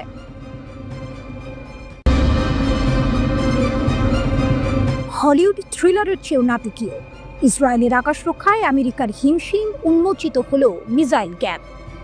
গভীর রাতের নিস্তব্ধতা ভেঙে ইসরায়েলের আকাশ যখন ইরানি ক্ষেপণাস্ত্রের গর্জন আর বিস্ফোরণে কেঁপে উঠল, তখন কেবল মধ্যপ্রাচ্য নয়, বিশ্বজুড়েই ছড়িয়ে পড়ল এক চাপা আতঙ্ক। আর এই বাস্তবতায় সবচেয়ে বড় চমক হলো ইসরায়েলের আকাশ সুরক্ষায় নেমে আমেরিকা নিজে যে কতখানি দুর্বল তা প্রকটভাবে ধরা পড়েছে।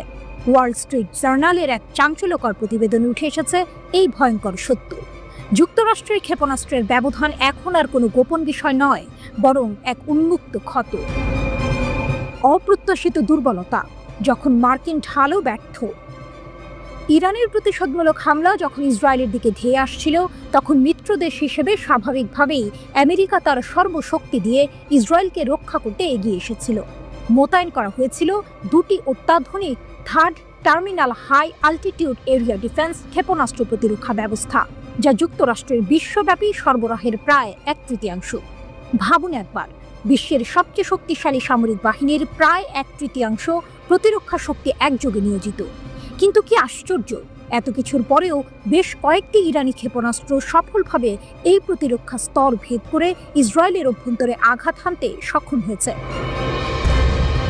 এই ঘটনা কেবল ইসরায়েলের জন্যই নয়, খোদ আমেরিকার প্রতিরক্ষা ব্যবস্থার জন্য এক বিরাট প্রশ্নচিহ্ন তৈরি করেছে। $1.5 বিলিয়ন থার্ড ক্ষেপণাস্ত্র এই অভিযানে ব্যয় করা হয়েছে, অথচ ফলাফল পুরোপুরি আশানুরূপ নয়।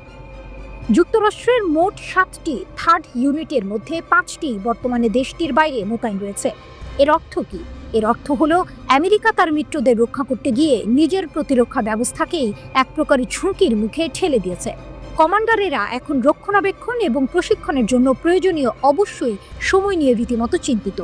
যদি এই ব্যবস্থাগুলো নিয়মিত রক্ষণাবেক্ষণ ও প্রশিক্ষণের সুযোগ না পায়, তাহলে ভবিষ্যতের কোনো বড় হামলায় সেগুলোর কার্যকারিতা আরও কমে যেতে পারে। শুধু থার্ড নয়, এমনকি মার্কিন প্যাট্রিয়ট ক্ষেপণাস্ত্র প্রতিরক্ষা ব্যবস্থাও ইরানি ক্ষেপণাস্ত্রের বিশাল চাপ সামলাতে হিমশিম খেয়েছে। আক্রমণের তীব্রতা এতটাই ছিল যে এমনকি সৌদি আরবের জন্য অর্ডার করা ইন্টারসেপ্টরগুলো পুনর্বিবেচনা করতে হয়েছিল। এই ঘটনাগুলো স্পষ্ট করে দিয়েছে যে আমেরিকার বহু বিলিয়ন ডলারের ক্ষেপণাস্ত্র প্রতিরক্ষা কৌশল কতটা ভঙ্গুর। এই পরিস্থিতি যেন এক নাটকীয় মোড় নিয়ে এসেছে ভূ রাজনৈতিক প্রেক্ষাপটে। বছরের পর বছর ধরে আমেরিকা তার উন্নত সামরিক প্রযুক্তি এবং প্রতিরক্ষা সক্ষমতার জন্য পরিচিত, কিন্তু ইরানি হামলা এবং তাতে মার্কিন প্রতিরক্ষা ব্যবস্থার এই অপ্রত্যাশিত ব্যর্থতা যেন এক নতুন বাস্তবতার ইঙ্গিত দিচ্ছে। বিশেষজ্ঞরা বলছেন, এই ঘটনাগুলি আমেরিকার ক্ষেপণাস্ত্র প্রতিরক্ষা কৌশলের গভীর দুর্বলতাগুলোকে উন্মোচন করে দিয়েছে। এর মানে কি এই যে সামরিক শক্তি এবং প্রযুক্তির ক্ষেত্রে নতুন করে ভারসাম্য তৈরি হচ্ছে, নাকি এটি কেবল একটি ব্যতিক্রমী পরিস্থিতি যা দ্রুত কাটিয়ে ওঠা সম্ভব? যাই হোক না কেন, ইসরায়েলের আকাশ থেকে ভেসে আসা ক্ষেপণাস্ত্রের গর্জন এবং আমেরিকার প্রতিরক্ষা ব্যর্থতার এই গল্প মধ্যপ্রাচ্যের ভূ রাজনৈতিক খেলার নিয়মগুলোকে নতুন করে লিখতে পারে। আর এই গল্পের পরবর্তী পর্বে কি হবে তা জানতে আমাদের সবাইকে শ্বাসরুদ্ধ করা অপেক্ষায় থাকতে হবে।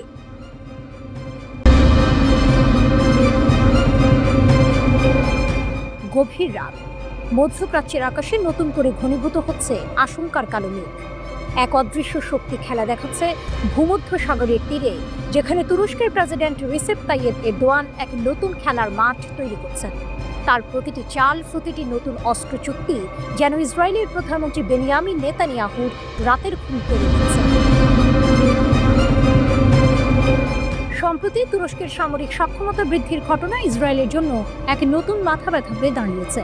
শুধু হাইপারসনিক ক্ষেপণাস্ত্র নয়, এরদোয়ানের নজর এখন ইউরোফাইটার টাইফুন জেটের দিকে। সম্প্রতি তুরস্ক ন্যাটো মিত্র যুক্তরাজ্য এবং জার্মানির সাথে এই অত্যাধুনিক যুদ্ধ বিমান কেনার চুক্তি সম্পন্ন করেছে। এই চুক্তির ফলে যুক্তরাজ্য তুরস্ককে জেট পরিচালনার অনুমতি দিয়েছে, আর জার্মানি আরও বিমান সরবরাহের অনুমোদন দিয়েছে। রিপোর্ট অনুযায়ী এই চুক্তি আঙ্কারার সামরিক শক্তিকে উল্লেখযোগ্যভাবে বৃদ্ধি করবে। এছাড়াও F-35 প্রোগ্রাম থেকে বাদ পড়ার পর তুরস্ক এখন 40টি মার্কিন F-16 জেট কেনার জন্য আলোচনা করছে। রাশিয়া থেকে S-400 বিমান প্রতিরক্ষা ব্যবস্থা কেনার কারণে তুরস্ককে F-35 প্রোগ্রাম থেকে বাদ দেওয়া হয়েছিল। কিন্তু আসল চমক অপেক্ষা করছিল। 22শে জুলাই তুরস্ক তার প্রথম হাইপারসনিক ব্যালিস্টিক ক্ষেপণাস্ত্র টাইফুন ব্লক 4 উন্মোচন করেছে। তুরস্কের আনাদোলু বার্তা সংস্থা এই খবর নিশ্চিত করেছে। এই ক্ষেপণাস্ত্রের উন্মোচন ইসরায়েলের বুকে এক শীতল স্রোত বইয়ে দিয়েছে। জেরুজালেম পোস্টকে দেয়া এক সাক্ষাৎকারে একজন ইসরায়েলি কর্মকর্তা স্বীকার করেছেন যে ইউরোফাইটার জেট চুক্তি তাদের জন্য মাথা ব্যথা সৃষ্টি করেছে। তিনি বলেছেন, এটি আমাদের বিমান বাহিনীর জন্য গেম চেঞ্জিং হুমকি নয়। টাইফুন একটি সক্ষম বিমান, তবে আমাদের যুদ্ধ বিমানের চেয়ে উচ্চতর নয়। কিন্তু তার পরবর্তী কথাগুলোই ইসরায়েলের আসল ভয়ের চিত্র তুলে ধরে। তবে এটি একটি স্পষ্ট এবং উদ্বেগজনক ইঙ্গিত যে তুরস্ক তার অস্ত্র নির্মাণকে এমনভাবে ত্বরান্বিত করছে যা শেষ পর্যন্ত এই অঞ্চলে ইসরায়েলের সামরিক শ্রেষ্ঠত্বকে চ্যালেঞ্জ করতে পারে। ইসরায়েলের বিরোধী দলগুলো এই ইস্যুতে সরব হয়েছে। বিরোধী দলীয় নেতা ইয়ার ল্যাপিড নেতানিয়াহুর সমালোচনা করে বলেছেন যে তিনি এই অস্ত্র চুক্তি ঠেকাতে ব্যর্থ হয়েছেন। তার অভিযোগ, এটা বিপজ্জনক এবং আমাদের নিষ্ক্রিয় সরকার কোনো আঙুল না তুলেই এটি ঘটতে দিয়েছে। তিনি আরও যোগ করেন, যদি ইসরায়েলের একটি কার্যকর পররাষ্ট্র মন্ত্রণালয় বা একটি স্বাভাবিক সরকার থাকত, তাহলে এই অস্ত্র চুক্তিকে আটকাতে তারা কূটনৈতিকভাবে হস্তক্ষেপ করত। ল্যাপিড সতর্ক করে বলেন, জার্মানি এবং যুক্তরাজ্য এখন তুরস্ককে শক্তিশালী জেট সরবরাহ করছে, যা শেষ পর্যন্ত এই অঞ্চলের ক্ষমতার ভারসাম্য পরিবর্তন করতে পারে। তুরস্কের এই সামরিক পদক্ষেপগুলো সিরিয়ার ক্রমবর্ধমান উত্তেজনার প্রেক্ষাপটে আরও তাৎপর্যপূর্ণ হয়ে উঠেছে। তুরস্কের হাইপারসনিক ক্ষেপণাস্ত্র উন্মোচন ইসরায়েলের সিরিয়া অভিযানের এক রহস্যময় দিক উন্মোচন করেছে। ইসরায়েল নাকি যুক্তরাষ্ট্রের সঙ্গে হাত মিলিয়ে সিরিয়ার ড্রুজ এবং কুর্দি মিলিশিয়াদের এক করছে। তাদের উদ্দেশ্য হলো তুরস্কের সীমান্তে একটি কুর্দি এলাকা তৈরি করে সেখানে একটি করিডোর বানানো। তুর্কি বিশেষজ্ঞরা গত 22শে জুলাই রাশিয়ার স্পুটনিক নিউজকে এই মার্কিন ইসরায়েলি পরিকল্পনার কথা ফাঁস করেছেন। এই খবর প্রকাশের পরপরই তুরস্ক তীব্র সতর্কতা জারি করে বলেছে যে সিরিয়াকে বিভক্ত করার যে কোনো পদক্ষেপ রুখতে তারা সরাসরি হস্তক্ষেপ করবে। তুরস্ক ইসরায়েলের বিরুদ্ধে এই অঞ্চলের অস্থিতিশীলতা ও দুর্বলতা বজায় রাখার জন্য সিরিয়াকে বিভক্ত করার অভিযোগ করেছে। ইসরায়েলকে এই সতর্কবার্তা দেওয়ার পর তুর্কি নির্মিত এসডার সাজোয়া যান সিরিয়ায় এসে পৌঁছেছে। সিরিয়া আনুষ্ঠানিকভাবে তুর্কি সমর্থন চেয়েছে তাদের প্রতিরক্ষা জোরদার করতে এবং সন্ত্রাসবাদের বিরুদ্ধে লড়াই করতে। তুরস্কের প্রতিরক্ষা মন্ত্রণালয় সিরিয়ার সেনাবাহিনীকে চলমান প্রশিক্ষণ ও প্রযুক্তিগত সহায়তার বিষয়টি নিশ্চিত করেছে। তুরস্ক বারবার বলছে যে সিরিয়ার ঐক্য ও শান্তিকে সমর্থন করা এই অঞ্চলে তাদের প্রাথমিক লক্ষ্য। এরদোয়ান প্রশাসন ইসরায়েলের সিরিয়ার সরকারি কার্যালয়গুলোতে সাম্প্রতিক হামলার তীব্র নিন্দা জানিয়েছে। ইসরায়েলের কিছু প্রধান দুর্বলতা এবং ইরানের সামরিক কৌশলের একটি নতুন দিক। ইসরায়েলের ভূখণ্ডগত দুর্বলতা। একটি ছোট দেশ, বড় বিপদ। আপনি কি কখনো ভেবে দেখেছেন একটি দেশের আকার কিভাবে তার প্রতিরক্ষা ব্যবস্থাকে প্রভাবিত করতে পারে? ইসরায়েলের ক্ষেত্রে এর ছোট আকারই তার সবচেয়ে বড় দুর্বলতা। ভৌগোলিকভাবে ইসরায়েল ইরানের চেয়ে প্রায় 75 গুণ ছোট। এই বিশাল আকারের পার্থক্য ইসরায়েলের জন্য মারাত্মক পরিণতি বয়ে আনে। কল্পনা করুন একটি ছোট বাড়ি যেখানে লুকানোর খুব বেশি জায়গা নেই। ইসরায়েলের অবস্থাও ঠিক তেমন। এর সীমিত আয়তনের কারণে ইসরায়েলের দিকে নিক্ষেপ করা যে কোনো ক্ষেপণাস্ত্র কয়েক মিনিটের মধ্যেই তার লক্ষ্যে পৌঁছাতে পারে। এর মানে হলো তাদের কাছে ক্ষেপণাস্ত্র শনাক্ত করা, সতর্কতা জারি করা বা এমনকি জনগণকে সরিয়ে নেওয়ার জন্য সময় থাকে খুবই কম। এই সময় সংকটই ইসরায়েলের জন্য এক বড় চ্যালেঞ্জ। অন্যদিকে ইরানের বিশাল আকার তাদের ক্ষেপণাস্ত্রের মজুদ অনেক জায়গায় লুকিয়ে রাখতে সাহায্য করে। এর ফলে ইসরায়েলের পক্ষে প্রতিটি ক্ষেপণাস্ত্রের গুদাম খুঁজে বের করে ধ্বংস করা প্রায় অসম্ভব হয়ে পড়ে। ইরান তাদের ক্ষেপণাস্ত্র ব্যবস্থাকে শুধু ছড়িয়ে ছিটিয়ে রাখেনি, বরং সুরক্ষিত স্থানেও স্থাপন করেছে। এর ফলস্বরূপ ইসরায়েলি হামলাগুলো দ্রুত সমস্ত ক্ষেপণাস্ত্র উৎক্ষেপণ ক্ষমতাকে অকার্যকর করতে পারে না, যা তাদের জন্য একটি ধারাবাহিক হুমকি হয়ে দাঁড়ায়। খরচ এবং কৌশল, অসম যুদ্ধ। এই সামরিক সংঘাতের আর্থিক দিকটি আরো আশ্চর্যজনক। একটি একক দিনের ক্ষেপণাস্ত্র হামলায় ইরানের খরচ হয়েছে $200 মিলিয়ন বেশি, যেখানে ইসরায়েলের প্রতিরক্ষা বাহিনী IDF খরচ করেছে $1 বিলিয়ন। অর্থাৎ ইরান যত টাকা খরচ করেছে, ইসরায়েল তার 5 গুণ বেশি খরচ করেছে নিজেদের রক্ষা করতে। সংখ্যাগুলো বিশ্লেষণ করলে দেখা যায় ইসরায়েলের অ্যারো ক্ষেপণাস্ত্রের দাম প্রায় $2.5 মিলিয়ন, ডেভিডের স্লিং এর দাম প্রায় $1 মিলিয়ন এবং আয়রন ডোম ক্ষেপণাস্ত্রের দাম $20,000 থেকে $1 লাখ। এর বিপরীতে ইরানের ব্যালিস্টিক ক্ষেপণাস্ত্রের দাম মাত্র $2 লাখ এবং ড্রোনগুলোর দাম $20,000 থেকে $50,000। এই খরচ বৈষম্য ইসরায়েলের জন্য একটি দীর্ঘমেয়াদী সমস্যা তৈরি করে। কিন্তু এখানেই একটি টুইস্ট আছে। ইরান শুধু সস্তা ক্ষেপণাস্ত্র ব্যবহার করেই থেমে নেই। তাদের একটি কার্যকর কৌশল হলো মোবাইল ক্ষেপণাস্ত্র এবং ড্রোন লঞ্চার ব্যবহার করা। তারা নির্দিষ্ট স্থানে ক্ষেপণাস্ত্র উৎক্ষেপণের উপর নির্ভর করে না, কারণ সেগুলো সহজেই হামলার লক্ষ্য হতে পারে। এর পরিবর্তে তারা ছোট পাল্লার ব্যালিস্টিক ক্ষেপণাস্ত্র এবং ড্রোনগুলোকে ট্রাকে স্থাপন করে, যা তাদের দ্রুত হামলা চালিয়ে স্থান পরিবর্তন করতে সাহায্য করে ধরা পড়ার আগে। এই পদ্ধতিটি ইসরায়েলের জন্য প্রতিরক্ষামূলক হামলা চালানো অনেক কঠিন করে তোলে। এছাড়াও ইরানের অস্ত্রের মজুদ দুর্গম অঞ্চলে ছড়িয়ে ছিটিয়ে থাকে, যা বড় আকারের বোমা হামলায় ক্ষয়ক্ষতি কমায়। এর মানে হলো বারবার আক্রমণের পরেও তাদের কাছে সবসময় অস্ত্র থাকে।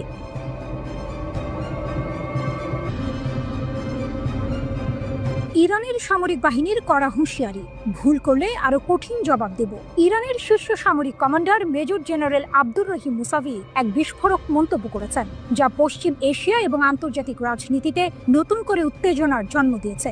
তিনি ইরানের মহাকাশ বাহিনীর প্রশংসায় পঞ্চমুখ হয়েছেন এবং প্রতিপক্ষকে হুঁশিয়ারি দিয়ে বলেছেন, এটি মহাকাশ বাহিনীর ধারালো তরবারি ছিল, যা ঐশ্বরিক সহায়তার মাধ্যমে শত্রুদের মাথা এবং তাদের হাত কেটে ফেলতে সক্ষম হয়েছিল। 13 থেকে 25 জুনের মধ্যে তীব্র ইসরায়েলি বিমান হামলায় ইরান লক্ষ্যবস্তুতে পরিণত হয়েছিল। এর জবাবে ইরান দ্রুত এবং জোরালো পাল্টা আক্রমণ চালায়, যার নাম দেওয়া হয় অপারেশন ট্রু প্রমিস 3। এই অভিযানে ইসরায়েলের সামরিক, গোয়েন্দা এবং শিল্প লক্ষ্যবস্তুকে আঘাত হানে ইরান, যার ফলে ইসরায়েলের ব্যাপক ক্ষয়ক্ষতি হয়। এখানেই গল্পের মোড় ঘুরে যায়। ইরানের পারমাণবিক স্থাপনায় হামলার পর যখন আমেরিকা যুদ্ধে নামার হুমকি দেয়, তখন ইরান পশ্চিম এশিয়ার সবচেয়ে গুরুত্বপূর্ণ আমেরিকান বিমান ঘাঁটি আল উদিদে হামলা চালায়। এটি কেবল ইসরায়েলকে নয়, আমেরিকাকেও একটি কড়া বার্তা দেয়। জেনারেল মুসাভি উল্লেখ করেছেন যে 1980-এর দশকে ইরাক চাপিয়ে দেওয়া যুদ্ধের সময় অ্যারোস্পেস ফোর্সের প্রতিশোধ তাদের পাল্টা হামলার চেয়ে অনেক বেশি ছিল। অর্থাৎ সে সময় ইরান যতটা শক্তিশালী ছিল, এখন তার চেয়েও অনেক বেশি শক্তিশালী। এই বাহিনী তাদের প্রযুক্তিগত উৎকর্ষতা এবং ক্ষেপণাস্ত্রের সক্ষমতা প্রমাণ করেছে। তাদের আঙুল ট্রিগারে রাখার নীতি তাদের অবিচল প্রতিজ্ঞার ইঙ্গিত দেয়। ভবিষ্যতের হুমকি, আরো শক্তিশালী প্রতিশোধের অপেক্ষা। মুসাভির হুঁশিয়ারি কেবল অতীত সাফল্যের প্রশংসা নয়, ভবিষ্যতের জন্য একটি সুস্পষ্ট হুমকি। তিনি স্পষ্ট বলেছেন, যদি শত্রু আরেকটি ভুল করে, তাহলে আমাদের সেনারা আরো শক্তিশালী প্রতিশোধ প্রদানের জন্য সম্পূর্ণ প্রস্তুত। এই কথাগুলি থেকে বোঝা যায় ইরান কোনো রকম আপোষ করতে রাজি নয় এবং তাদের প্রতিরক্ষামূলক ব্যবস্থা অত্যন্ত শক্তিশালী।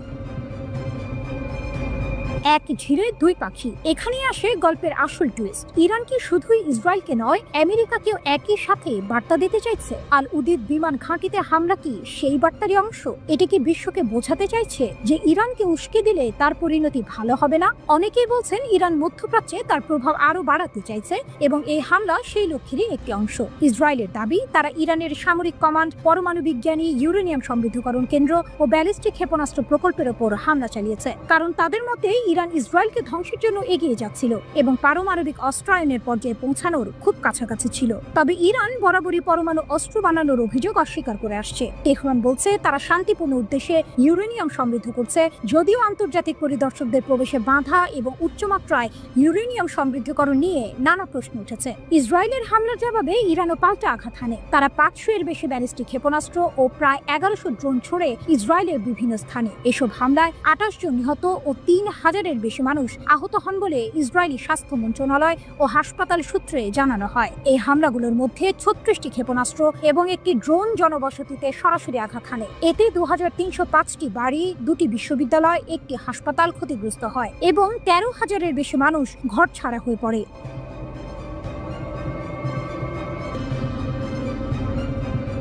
আল কুদস ব্রিগেডের অভিযান। গাজা উপত্যকায় ২১ মাস ধরে চলা ইসরায়েলের গণহত্যা যুদ্ধের মধ্যেও ফিলিস্তিনি প্রতিরোধ বাহিনী, বিশেষ করে আল কুদস ব্রিগেড, তাদের অভিযান চালিয়ে যাচ্ছে। তারা খান ইউনিসের দখলদার বাহিনীকে লক্ষ্য করে এক জটিল আক্রমণ চালিয়েছে, যার বিস্তারিত বিবরণ প্রকাশ করেছে আল কুদস ব্রিগেড।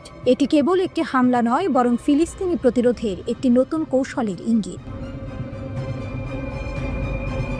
ইসরায়েলি সাঁজোয়া বাহককে লক্ষ্য করে উচ্চ স্তরের আক্রমণ। আল কুদস ব্রিগেডের খান ইউনিস বিভাগের একজন ফিল্ড কমান্ডার জানিয়েছেন, গত ৮ জুলাই আবাসান আল কাবিরা এলাকায় এই অভিযানটি চালানো হয়। বেশ কয়েকদিন ধরে নিবিড় পর্যবেক্ষণের পর যোদ্ধারা একটি ইসরায়েলি সাঁজোয়া কর্মী বাহকের পথে কৌশলগতভাবে 12 বিস্ফোরক ডিভাইস স্থাপন করে। তাদের মূল লক্ষ্য ছিল দখলদার সৈন্যদের ধরে নিয়ে যাওয়া। তবে এই পরিকল্পনা কিছুটা ব্যাহত হয় যখন কাছাকাছি থাকা ইসরায়েলি সামরিক যানগুলো হস্তক্ষেপ করে।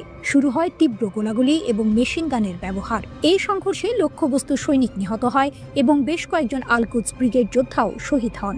কমান্ডার অবশ্য আত্মবিশ্বাসের সাথে বলেছেন, এটি আমাদের প্রথম প্রচেষ্টা ছিল না। প্রত্যক্ষ সংঘর্ষের ক্ষেত্রে এর আগেও বেশ কয়েকটি প্রচেষ্টা করা হয়েছিল। আমরা আমাদের যোদ্ধাদের ওপর আস্থা রাখি। বিস্ফোরক ডিভাইসের তাণ্ডব এবং গোয়েন্দা ড্রোন আটক। আল কুদস ব্রিগেড 15 জুলাই ঘোষণা করেছে, তারা খান ইউনিসের দক্ষিণ পূর্বে মাআন এলাকায় ইসলামিক বিশ্ববিদ্যালয়ের কাছে একটি পূর্ব স্থাপিত ব্যারেল বিস্ফোরক ব্যবহার করে আরও একটি ইসরায়েলি সামরিক যান ধ্বংস করেছে। এছাড়াও 10 জুলাই গাজা শহরের পূর্বে সুজাইয়ার সেন্ট্রাল স্ট্রিট এলাকায় দখলদারদের অনুপ্রবেশের সময় একটি উচ্চ বিস্ফোরক ডিভাইস ব্যবহার করা হয়। এই ডিভাইসটি বিপরীত প্রকৌশলের মাধ্যমে তৈরি হয়েছিল, যা আক্রমণকারী সামরিক যানটিকে সফলভাবে ধ্বংস করে দেয়। এই ঘটনা প্রমাণ করে ফিলিস্তিনি প্রতিরোধ বাহিনী তাদের নিজস্ব প্রযুক্তিগত সক্ষমতা বৃদ্ধি করেছে। আল কুদস ব্রিগেড ভিডিও ফুটেজেও প্রকাশ করেছে, যেখানে দেখা গেছে যোদ্ধারা গাজা শহরের তুফা পাড়ার পূর্বে জাবাল আল সুরানিতেও অবস্থানরত দখলদার বাহিনীর ওপর সমন্বিত হামলা চালাচ্ছে। এই হামলায় 107 মিমি রকেট এবং মর্টার শেল ব্যবহার করা হয়েছে। আল কুদস ব্রিগেড 15 জুলাই ঘোষণা করেছে, তারা পূর্ব গাজা শহরের তুফা পাড়ায় গোয়েন্দা তথ্য সংগ্রহের সময় একটি ইসরায়েলি গোয়েন্দা ড্রোনের নিয়ন্ত্রণ নিয়েছে। এটি ইসরায়েলি সামরিক বাহিনীর জন্য একটি বড় ধাক্কা, কারণ তাদের সংবেদনশীল তথ্য প্রতিরোধের হাতে চলে যাওয়ার ঝুঁকি তৈরি হয়েছে। এদিকে ফিলিস্তিনের গাজা উপত্যকায় অভিযান শেষে ফেরার পর আবারও এক ইসরায়েলি সেনা আত্মহত্যা করেছেন। সিরিয়ার দখলকৃত গোলান মালভূমির একটি সামরিক ঘাঁটিতে 14 জুলাই ওই সেনার মরদেহ উদ্ধার করা হয়। খবর টিআরটির। ইসরায়েলি সেনাবাহিনীর এক বিবৃতিতে জানানো হয়েছে, ওই সেনাকে মৃত অবস্থায় পাওয়া গেছে, তবে বিস্তারিত কোনো তথ্য প্রকাশ করা হয়নি। স্থানীয় টেলিভিশন চ্যানেল 12-এর খবরে বলা হয়, আত্মহত্যাকারী ওই সেনা নাহাল ব্রিগেডের সদস্য ছিলেন এবং গাজায় সামরিক অভিযানে সক্রিয়ভাবে অংশ নিয়েছিলেন। গত 10 দিনের মধ্যে এটি তৃতীয় ইসরায়েলি সেনার আত্মহত্যার ঘটনা। ইসরায়েল যুক্তরাষ্ট্রকে ইরানের কড়া হুঁশিয়ারি। যুদ্ধ যেখানে থেমেছিল সেখান থেকে আবার শুরু হবে। সাম্প্রতিক সংঘাতের পর ইরান আবারও যুক্তরাষ্ট্র ও ইসরায়েলকে স্পষ্ট হুঁশিয়ারি দিয়েছে। ইসলামিক রিভলিউশনারি গার্ড কর্পস IRGCর প্রধান commander major general Mohammad Pakpour ঘোষণা করেছেন, যদি আবার কোনো আগ্রাসন হয় তাহলে ইরানের প্রতিশোধমূলক যুদ্ধ যেখানে থেমেছিল ঠিক সেখান থেকেই পুনরায় শুরু হবে। শত্রুদের আবারও আঘাত করার জন্য ইসলামী প্রজাতন্ত্র সম্পূর্ণ প্রস্তুত বলেও তিনি জোর দিয়েছেন। ইরানের সেনাপ্রধান মেজর জেনারেল আমির হাতামির সাথে এক বৈঠকে পাকপুর এই মন্তব্য করেন। তিনি দৃঢ়তার সাথে বলেন, IRGCর মনোবল এখন সর্বোচ্চ পর্যায়ে রয়েছে এবং শত্রুর বিরুদ্ধে যে কোনো পাল্টা আক্রমণের জন্য সশস্ত্র বাহিনী পুরোপুরি প্রস্তুত ও সমন্বিত। পাকপুর ইরান ও তাদের শত্রুদের মধ্যে ঘটে যাওয়া 12 দিনের এক কঠিন যুদ্ধের কথা উল্লেখ করেন। তিনি জানান, সেই সময় ইরানকে ইসরায়েল ও যুক্তরাষ্ট্রের আগ্রাসন মোকাবিলা করতে হয়েছিল। পাকপুর দাবি করেন, এই সময়ে ইরানের সশস্ত্র বাহিনী জাতির বীরত্বপূর্ণ সমর্থন নিয়ে ইরানের ইতিহাসের সবচেয়ে কঠিন ও জটিল যুদ্ধ এবং রাষ্ট্রদ্রোহ নিষ্ক্রিয় করতে সক্ষম হয়েছিল। গত 13 জুন ইসরায়েল বিনা প্ররোচনায় ইরানের বিরুদ্ধে আগ্রাসন শুরু করে। এর ফলে বহু উচ্চপদস্থ সামরিক কমান্ডার, পারমাণবিক বিজ্ঞানী এবং সাধারণ বেসামরিক নাগরিক নিহত হন। এর পরের সপ্তাহে যুক্তরাষ্ট্র এই যুদ্ধে যোগ দেয় এবং 3টি ইরানি পারমাণবিক স্থাপনায় বোমা হামলা চালায়। ইরানের পাল্টা জবাব, ব্যালিস্টিক ক্ষেপণাস্ত্রের ভয়ঙ্কর আঘাত। তবে ইরান চুপ থাকেনি। প্রতিশোধ হিসেবে শত শত ইরানি ব্যালিস্টিক ক্ষেপণাস্ত্র এবং ড্রোন ইসরায়েলি বিমান প্রতিরক্ষা ব্যবস্থাকে ভেদ করে। এসব ক্ষেপণাস্ত্র ও ড্রোন অধিকৃত ফিলিস্তিনি অঞ্চল জুড়ে গুরুত্বপূর্ণ সামরিক, গোয়েন্দা, শিল্প, জ্বালানি এবং গবেষণা ও উন্নয়ন স্থাপনাগুলোতে নির্ভুলভাবে আঘাত হানে। এখানেই শেষ নয়, ইরানের সশস্ত্র বাহিনী কাতারের আল উদেইদ বিমান ঘাঁটিতেও ব্যালিস্টিক ক্ষেপণাস্ত্র হামলা চালায়, যা পশ্চিম এশিয়ার বৃহত্তম আমেরিকান সামরিক ঘাঁটি। তাকপুর গর্ব করে বলেন, ইরানি জনগণ এবং সশস্ত্র বাহিনীর ইচ্ছা শক্তি এবং মর্যাদা জয়ী হয়েছে। আমরা সবাই একসাথে দাঁড়িয়ে আছি। প্রিয় ইরান কখনো তার শত্রুদের সাথে লড়াইয়ে পরাজিত হয়নি। তিনি আরো বলেন, যুদ্ধের শেষ দিনগুলিতে ইসরায়েলিরা তাদের নিজেদের চোখে প্রতিশ্রুত নরক দেখেছিল। আক্রমণকারীদের আমরা ছাড়ব না। আইআরজিসি প্রধানের বার্তা ছিল স্পষ্ট, আমরা আক্রমণকারীদের ছেড়ে দেব না। আক্রমণকারীদের বিরুদ্ধে যুদ্ধ ঠিক সেখান থেকেই শুরু করব যেখানে এটি থেমেছিল। মেজর জেনারেল হাতামিও ইসরায়েলি শাসন ব্যবস্থার কঠোর নিন্দা করেছেন। তিনি বলেছেন, দুষ্টু ইহুদিবাদী শাসন ব্যবস্থা এই অঞ্চল এবং বিশ্বের শান্তি ও নিরাপত্তার জন্য হুমকি এবং মুসলমানদের শত্রু। সুযোগ পেলে এটি এই অঞ্চলের অন্যান্য দেশগুলিতেও আক্রমণ করবে। হাতামি আরও প্রতিশ্রুতি দেন, আমরা প্রতিশ্রুতি দিচ্ছি সেনাবাহিনী এবং আইআরজিসি পাশাপাশি থাকবে এবং হাতে হাত রেখে ইরানের গর্বিত পতাকার জন্য কাজ করবে।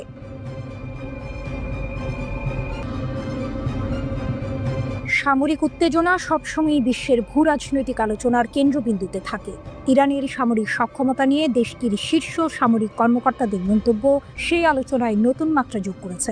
আকাশসীমার অতন্ত্র প্রহরী, ইরানের দৃঢ় প্রতিজ্ঞা। যুক্তরাষ্ট্র ও ইসরায়েলের 12 দিনের আগ্রাসনের পর ইরানের শীর্ষ সামরিক কর্মকর্তা মেজর জেনারেল আব্দুর রহিম মুসাভির বক্তব্য বেশ তাৎপর্যপূর্ণ। তিনি ইরানের জাতীয় বিমান প্রতিরক্ষা সদর দফতর পরিদর্শন করেন এবং আগ্রাসনে নিহত, আহত ও যুদ্ধাহতদের প্রতি শ্রদ্ধা জানানোর পাশাপাশি বিমান প্রতিরক্ষা কর্মীদের প্রতি কৃতজ্ঞতা প্রকাশ করেন। তার মতে, ইরানের আকাশসীমার সুরক্ষায় বিমান প্রতিরক্ষা বাহিনী তাদের সক্ষমতা প্রমাণ করেছে এবং শত্রুদের যে কোনো ভুল হিসাবের জন্য অনুতপ্ত করবে। ভুল গণনার চরম মূল্য, ইসরায়েল যুক্তরাষ্ট্রের আগ্রাসন ও ইরানের পাল্টা জবাব। গত 13 জুন ইসরায়েলের সুস্পষ্ট এবং বিনা প্ররোচনায় শুরু হওয়া আগ্রাসন ছিল এই উত্তেজনা বৃদ্ধির মূল কারণ। ইসরায়েল ইরানের জ্যেষ্ঠ সামরিক কর্মকর্তা, পরমাণু বিজ্ঞানী এবং সাধারণ নাগরিকদের লক্ষ্যবস্তু বানিয়েছিল। পরবর্তীতে যুক্তরাষ্ট্র এই অবৈধ আগ্রাসনে যোগ দেয় এবং ইরানের 3টি শান্তিপূর্ণ পরমাণু স্থাপনায় হামলা চালায়। ইরান এর জবাবে তাৎক্ষণিক এবং কঠোর প্রতিক্রিয়া দেখায়। তারা দখলকৃত ফিলিস্তিনি ভূখণ্ডের গুরুত্বপূর্ণ স্থানগুলোতে হামলা চালায় এবং কাতারে অবস্থিত যুক্তরাষ্ট্রের সবচেয়ে বড় সামরিক স্থাপনা আল উদেইদ বিমান ঘাঁটিতেও আঘাত হানে। ইরানের এই প্রতিশোধমূলক অভিযান ইসরায়েলকে গত 24 জুন একতরফা যুদ্ধবিরতি ঘোষণা করতে বাধ্য করে। এই ঘটনা প্রমাণ করে ইরানের সামরিক সক্ষমতা শুধু কথার কথা নয়, বরং বাস্তবেও তারা যে কোনো আগ্রাসনের কঠোর জবাব দিতে প্রস্তুত।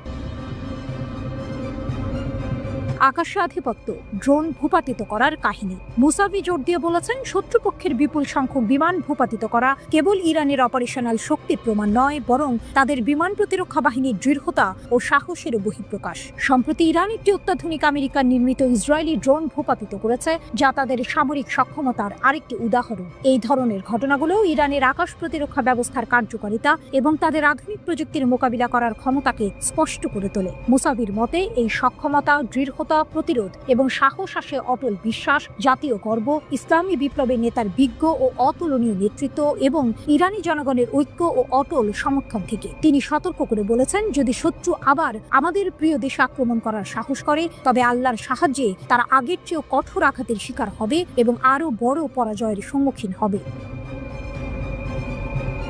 ভবিষ্যতের প্রস্তুতি, প্রযুক্তি দৌড়ে এগিয়ে থাকা। মুসাভি চলমান হুমকির সঙ্গে তাল মিলিয়ে চলার প্রয়োজনীয়তার উপরও জোর দিয়েছেন। তিনি প্রতিরক্ষা ব্যবস্থার ক্রমাগত আধুনিকীকরণ, উদ্ভাবন, তৎপরতা এবং অভ্যন্তরীণ বৈজ্ঞানিক ও প্রযুক্তিগত সক্ষমতার উপর নির্ভর করার আহ্বান জানিয়েছেন। এর অর্থ হল, ইরান কেবল বর্তমান হুমকির মোকাবিলায় প্রস্তুত নয়, বরং ভবিষ্যতের সম্ভাব্য যে কোনো চ্যালেঞ্জের জন্য নিজেদের প্রস্তুত রাখছে।